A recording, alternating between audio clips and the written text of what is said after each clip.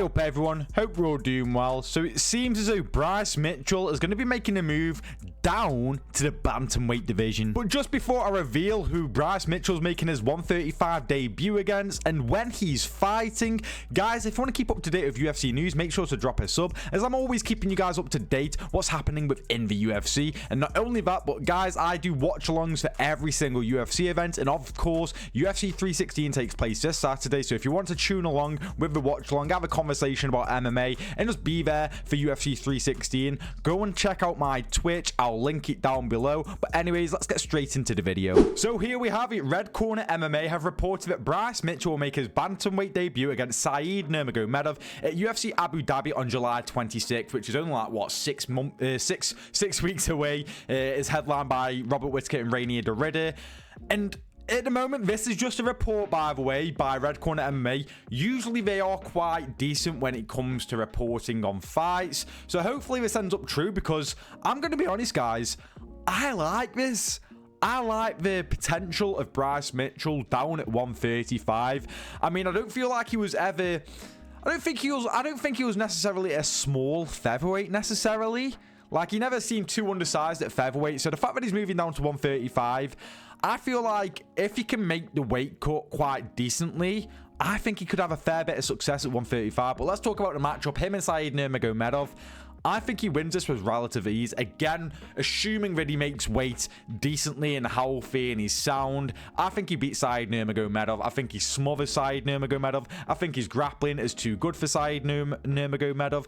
And Saeed Nurmagomedov, he's a good, well-rounded fighter. I actually like him. He's quite fun on the feet as well. The main criticism of Saeed, and I think we all know it if you've ever watched Saeed fight, it's his cardio. He gasses out very, very quickly. He's got like, you know, he's very explosive, quite high output to start off, but then that dwindles very fast because he can't keep that up for 15 minutes. And against Bryce Mitchell, he's going to probably take you down and smother all over you, try and gash you out, trying to find submissions quite often, and obviously land some ground and pound.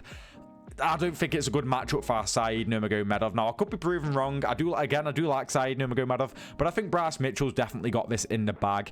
And when it comes to, you know, this is only 6 weeks away. This is, you know, it only happens next month, and I'm really excited for this fight. It's looking like a decent card as well, to be honest with you. You got Piotr Yan, who's meant to be on there. You got Movsar Evelev, who's meant to be on there. And now you got Bryce Mitchell, who's meant to be on there. I'm excited for this one. And now we go and look at who Bryce Mitchell could match up against in the 135 division, because again, I think he could have some success. You know, at 145, what could he really do? He's lost to Gene Silver, he lost to Josh Emmett, he lost to Ilya Topuria.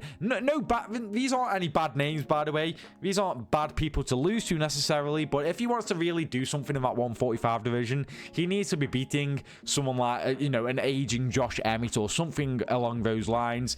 So at 135, it's a new start for him. It's a new chapter. And maybe he can have more success at 135, whereas at 145, maybe he's outside the rankings fairly often. Maybe considered even like a gatekeeper of the rankings, you know, lingering on the top 15. 135, that could be a different story, and he could be, you know, a top 5, top 10 contender around there at the very least. So we look at the rankings, and we have Marabi's champ.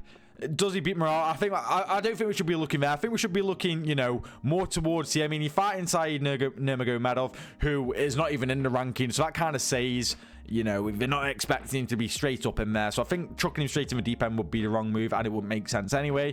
You know, so let's see he beats Saeed Nurmagomedov. I think he gets someone within the top 15. We just saw Vinicius Oliveira beat Saeed Nurmagomedov, and he's 15th ranked. So I think with a win over Saeed Nurmagomedov, he's lingering around, you know, the top 15 at the very least. I think he could beat someone like Vinicius Oliveira.